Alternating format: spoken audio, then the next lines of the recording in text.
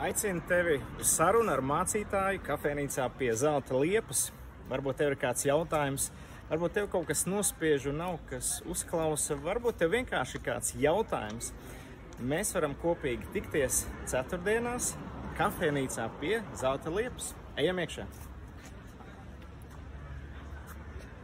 Es veidoju podkāstu Ogres domas, strādāju arī krīzes zvanu centrā, bet es vienkārši gribētu ar tevi pavadīt laiku, un tev ir iespēja pieteikties šeit un izvēlēties izdevīgāko laiku priekš tevis ceturtdienās no 4 līdz 7, kura stunda tev būtu vispieejamākā, un esmu gatavs atbildēt uz tiem jautājumiem, varbūt vienkārši uzklausīt, varbūt padiskutēt par tēmām, kas tev interesē.